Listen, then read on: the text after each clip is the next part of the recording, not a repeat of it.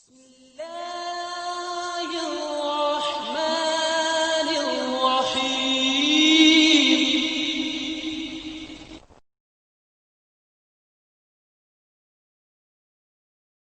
رب اشرح لي صدري ويسر لي أمري واحلل عقدة من لساني يفقه قولي.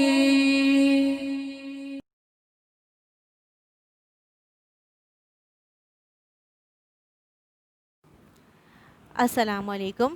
I am Islamia teacher of SMPS. آج میں آپ کو کلاس 4 کے چیپٹر سیرت طیبہ کی متعلق وضاحت کروں گی. سب سے پہلے تو آپ کو یہ پتہ ہونا چاہیے کہ سیرت کا مطلب کیا ہے. سیرت سے مراد ہے عادت اور طریقہ، اور طیبہ سے مراد ہے پاکیزہ. یعنی سیرت طیبہ سے مراد وہ تمام عادات اور طریقے جو حضور صلی اللہ علیہ وآلہ وسلم نے اپنے حیات طیبہ میں اختیار فرمائے. اللہ تعالیٰ نے انسانوں کی ہدایت کے لیے ہر دور میں اور ہر اقوام میں نبی اور رسول بھیجے ہیں. سب سے آخر میں اللہ نے اپنے آخری نبی حضرت محمد صلی اللہ علیہ وآلہ وسلم کو تمام انسانیت کے لیے رہنما بنا کر بھیجا. آپ صلی اللہ علیہ وسلم کے بعد اللہ تعالیٰ نے نبوت کے اس سلسلے کو ختم کر دیا. آپ صلی اللہ علیہ وسلم کی ذات و صفات ایسی جامع اور بے مثال ہیں کہ اگر ہم انہیں بیان کرنے کی کوشش بھی کریں تو بیان کرنے سے قاصر ہیں. آپ صلی اللہ علیہ وسلم کا انصاف، اخلاق، ایمانداری، سچائی اور اللہ پر یقین کامل، یہ تمام صفات بے مثال ہیں. حضرت محمد صلی اللہ علیہ وآلہ وسلم کو اللہ تعالیٰ نے ہر خوبی سے نوازا. آپ صلی اللہ علیہ وسلم بہترین اخلاق کے مالک اور معلم انسانیت تھے. مکے سے ہجرت کر کے جب مدینے آئے تو اپنے کردار سے سبھی کا دل جیت لیا. اللہ تعالیٰ نے جو کتاب قرآن مجید آپ صلی اللہ علیہ وسلم پہ اتاری، وہ اپنی حیثیت میں ایسی منفرد کتاب ہے جو ہر لحاظ سے مکمل ہے. اس میں ہدایت اور حکمت ہے. نزول وحی کے بارے میں آپ کو بتاؤں گی. نبی کریم صلی اللہ علیہ وسلم کی جب عمر مبارک 40 سال کے قریب پہنچی تو آپ صلی اللہ علیہ وسلم کئی دن تک عبادت کے لیے مکے سے قریب جبل نور کی بلندی پر غار حرا میں تشریف لے جاتے. حضرت خدیجہ کھانے پینے کا سامان آپ کے ساتھ کر دیتی. غار حرا میں عبادت کے دوران حضرت جبریل علیہ السلام ایک دن ظاہر ہوئے اور آپ سے فرمایا، اے محمد، میں جبریل ہوں اور آپ صلی اللہ علیہ وسلم اللہ کے رسول ہیں. یہ سن کر آپ صلی اللہ علیہ وسلم بہت پریشان ہوئے. پھر حضرت جبرائیل علیہ السلام نے کہا، اقرا، یعنی پڑھیے.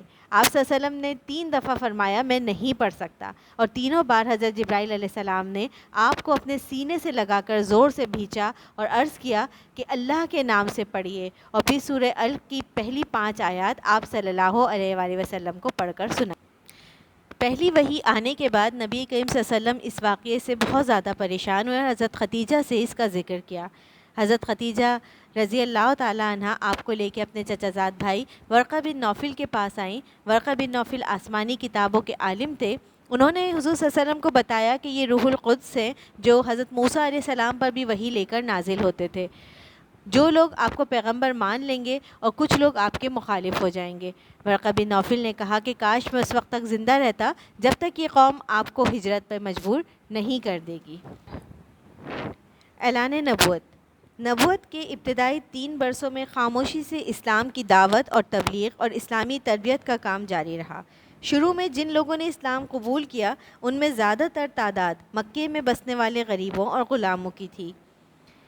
ایک روز حضرت جبرائیل علیہ السلام اللہ تعالیٰ کا پیغام لائے کہ اب نبوت کا باقاعدہ اعلان کیا جائے اور کھل کر اسلام کی تبلیغ کی جائے. نبی کریم صلی اللہ علیہ وسلم کی دعوت تبلیغ قریش کو بالکل پسند نہ آئی، کیونکہ وہ بت پرستی چھوڑنے پر تیار نہ تھے اور وہ آپ صلی اللہ علیہ وسلم کی جان کے دشمن ہو گئے. توحید کے پیغام سے قریش مکہ بھڑک اٹھے اور نبی کریم صلی اللہ علیہ وسلم اور صحابہ کرام کے جانی دشمن بن گئے. جیسے جیسے مسلمانوں کی تعداد بڑھ رہی تھی، قریش کی پریشانی میں اضافہ ہوتا جا رہا تھا. آپ صلی اللہ علیہ وسلم کو مال و دولت، امیر ترین گھرانے میں شادی کی پیشکش، یہاں تک کہ پورے عرب کا بادشاہ بنانے کی بھی پیشکش کی گئی، لیکن آپ صلی اللہ علیہ وسلم نے ان پیشکشوں کے جواب میں کہا کہ اللہ نے مجھے رسول بنا کر بھیجا ہے، اگر مان لوگے تو دین و دنیا میں تمہارا بھلا ہوگا۔ آپ صلی اللہ علیہ وآلہ وسلم نے فرمایا کہ اگر میرے ایک ہاتھ پر سورج اور ایک ہاتھ پر چاند بھی لا کر رکھ دیا جائے تب بھی میں دعوت تبلیغ سے باز نہیں آؤں گا، اور اللہ اس کام کو مکمل فرمائے گا۔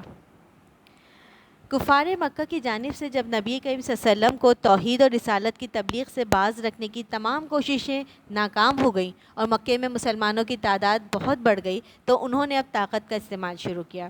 قریش مکہ نے حضور صلی اللہ علیہ وسلم کے خانہ کعبہ میں داخلے پہ پابندی لگا دی اور مکے کے آوارہ لڑکوں کو کہہ دیا کہ جب بھی محمد صلی اللہ علیہ وسلم یا مسلمان نظر آئیں تو انہیں ستائیں اور تنگ کریں۔ کفار کی یہ مخالفانہ حرکتیں اتنی بڑھ گئیں کہ مکے میں مسلمانوں کی زندگی گزارنا مشکل ہو گیا۔ اسی لیے حضرت محمد صلی اللہ علیہ وسلم نے مسلمانوں کو اجازت دی کہ وہ افریقہ کے ملک حبشہ، جسے اب ایتھوپیا کہا جاتا ہے، وہاں ہجرت کر جائیں، جہاں کا ایک انصاف پسند عیسائی بادشاہ نجاشی تھا۔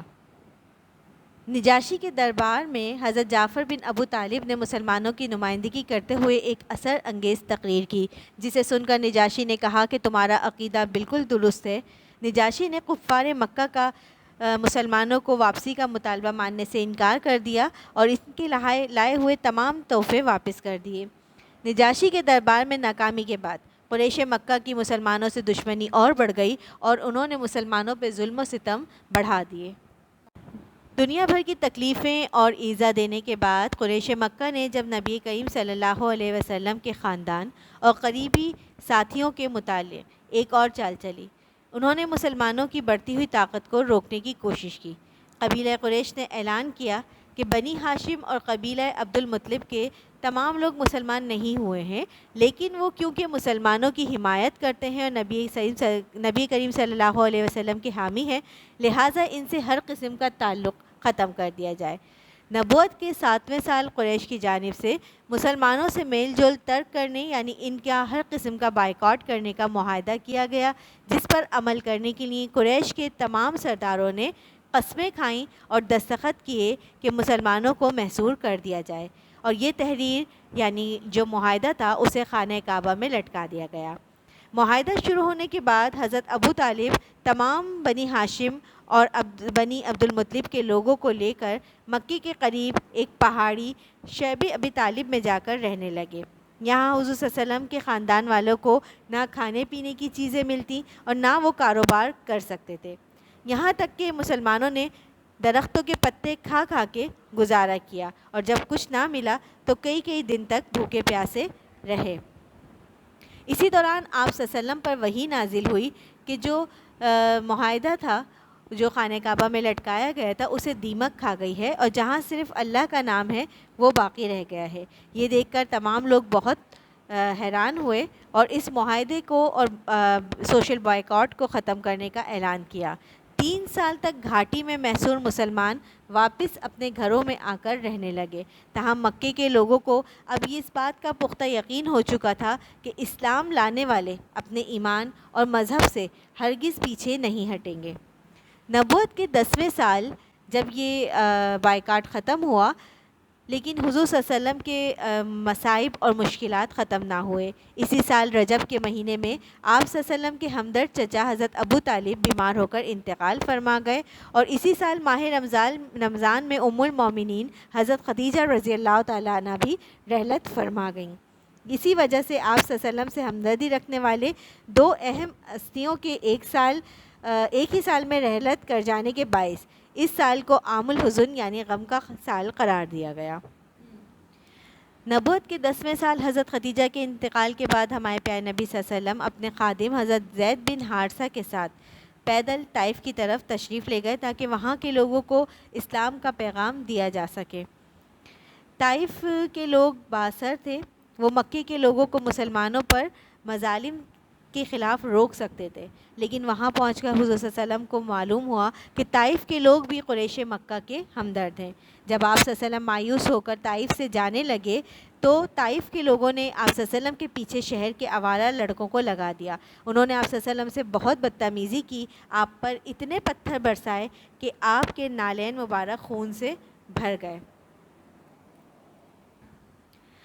لفظ معراج عروج سے نکلا ہے، اور میں اس وقت آپ کو واقعہ معراج کے بارے میں بتاؤں گی، جس کے معنی بلندی کے ہیں. یعنی اللہ تعالیٰ نے اپنے محبوب صلی اللہ علیہ وآلہ وسلم کو آسمان کی بلندیوں پہ بلایا اور سیر کروائی.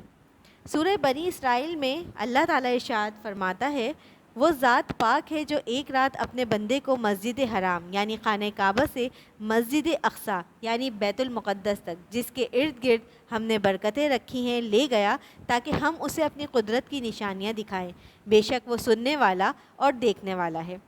معراج پر تشریف لے جانا آپ صلی اللہ علیہ وسلم کا ایک معجزہ اور اللہ کی عظیم نعمت ہے.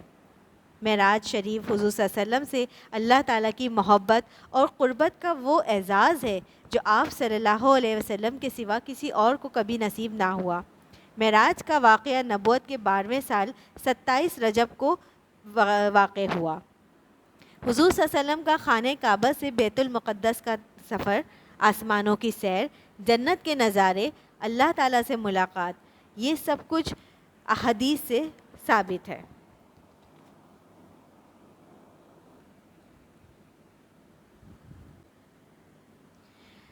معراج کی رات نبی کریم صلی اللہ علیہ وسلم خانہ کعبہ کے قریب حجرے میں سو رہے تھے کہ حضرت جبریل علیہ السلام وہاں آئے اور آپ کو نیند سے بیدار فرما کر اللہ تعالیٰ کا پیغام دیا اور سفر معراج کی روانگی کی خبر سنائی. جب نبی کریم صلی اللہ علیہ وسلم براق ناوی سواری پہ بیٹھے تو اس کی خوشی کی انتہا نہ تھی. آپ اس پر سوار ہو کر مکہ مکرمہ سے بیت المقدس یعنی مسجد اقصیٰ گئے. مسجد بیت المقدس کی مسجد مسلمانوں کا قبلہ بھی تھی. یہاں تمام انبیاء کرام موجود تھے. آپ صلی اللہ علیہ وسلم نے تمام انبیاء کی امامت فرمائی.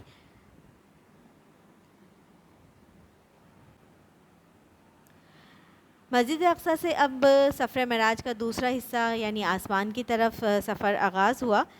حضرت جبرائیل علیہ السلام ایک کے بعد ایک آسمانوں کے دروازے کھلواتے رہے، جہاں آپ نے بے شمار فرشتوں کو اللہ تعالیٰ کی حمد و ثنا کرتے ہوئے دیکھا. اس سفر میں آپ نے آسمانوں کی سیر کی، جنت کا نظارہ کیا.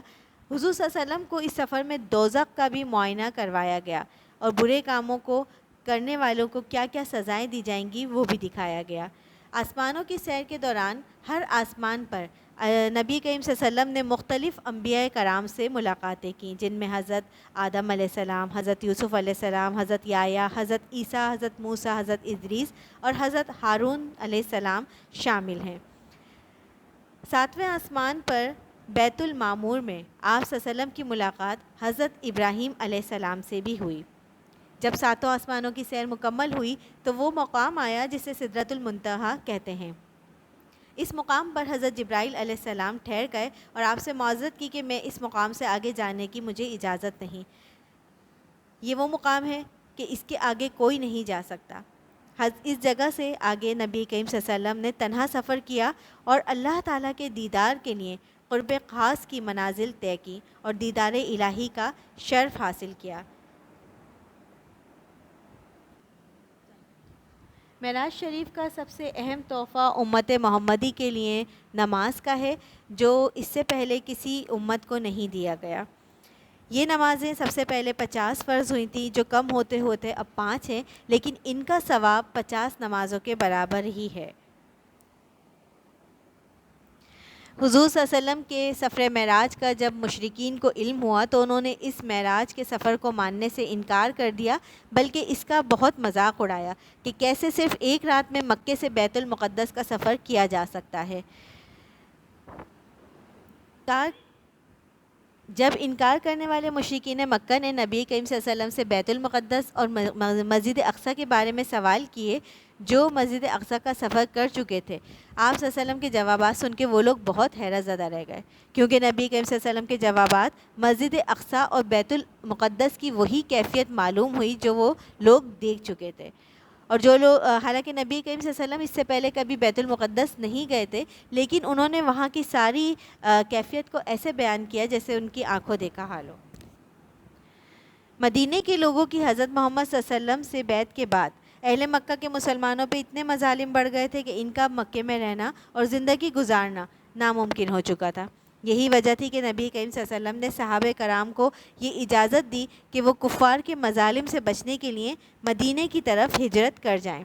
کفار مکہ نے جب دیکھا کہ مسلمان اپنا سب کچھ چھوڑ کر مدینہ ہجرت کرنا چاہتے ہیں تو انہوں نے مسلمانوں کی ہجرت کے راستے میں رکاوٹیں ڈالنی شروع کر دیں۔ نے تجویز دی کہ قریش کے ہر قبیلے سے تلوار چلانے والے ایک ماہر شخص کو منتخب کیا جائے اور یہ سب لوگ بیک وقت حضرت محمد صلی اللہ علیہ وسلم پہ حملہ کر کے ایک ساتھ معاذ اللہ حضرت محمد صلی اللہ علیہ وسلم کا خاتمہ کر دیں تاکہ اس واقعے کی ذمہ داری تمام قبائل پر آئے۔ اسی طرح حضرت محمد صلی اللہ علیہ وسلم کا قبیلہ بنو ہاشم مقابلے کے بجائے صلح پر آمادہ ہو جائے گا اور تمام قبیلے صلح کر لیں گے۔ یہ تجویز سب نے منظور کر لی۔ حضرت ابو بکر صدیق اور محمد صلی اللہ علیہ وسلم رات کی تاریکی میں مکے سے نکل کے غار سور تک آئے۔ غار سور پہنچنے کے بعد حضرت ابو بکر صدیق پہلے خود غار میں داخل ہوئے تاکہ اس کی صفائی کریں اور جتنے سوراخ ہیں انہیں کپڑے پھاڑ پھاڑ کر اس میں سوراخ تمام بند کر دیے۔ آپ صلی اللہ علیہ وسلم سے غار کے اندر آنے کی درخواست کی اور 3 دن تک اس غار میں قیام کیا، جہاں مزید چند دن قیام کے بعد آپ جمعے کے روز مدینے پہنچ گئے۔ مدینہ کا پرانا نام یثرب تھا۔ حضرت محمد صلی اللہ علیہ وسلم جب یہاں ہجرت کر کے آئے تو مسلمانوں نے آپ صلی اللہ علیہ وسلم کی محبت میں اس شہر کا نام مدینۃ النبی یعنی نبی کا شہر رکھا۔ مدینہ میں قیام کے دوران سب سے پہلے آپ صلی اللہ علیہ وسلم نے مسجد نبوی کی بنیاد رکھی اور اس کی تعمیر میں آپ نے خود حصہ لیا۔ دوسرا اہم کام آپ صلی اللہ علیہ وسلم نے یہ کیا کہ مکے سے ہجرت کر کے آنے والوں کو اور مکے میں رہنے والوں کو آپس میں بھائی بھائی بنا دیا۔ اس رشتے کو مواخات کہتے ہیں۔ تیسرا اہم کام آپ صلی اللہ علیہ وسلم نے میثاق مدینہ کے نام سے یہودیوں کے ساتھ ایک معاہدہ کیا اور اس معاہدے میں طے کیا گیا کہ مدینہ کی نئی اسلامی سلطنت کو کس طرح بیرونی خطرات سے بچایا جائے۔ امید کرتی ہوں کہ یہ چیپٹر سیرت طیبہ کا آپ کو اچھی طرح سمجھ میں آیا ہوگا۔ اس کے متعلق جتنے پوائنٹس تھے وہ میں نے آپ کو بتانے کی کوشش کی جو آپ کی سمجھ میں آ گئے ہوں گے۔ آپ اس چیپٹر کو پڑھیے گا، اس کے متعلق جو کام دیا گیا ہے آپ کو وہ کاپیز میں صفائی کے ساتھ کرنے کی کوشش کیجیے گا۔ شکریہ۔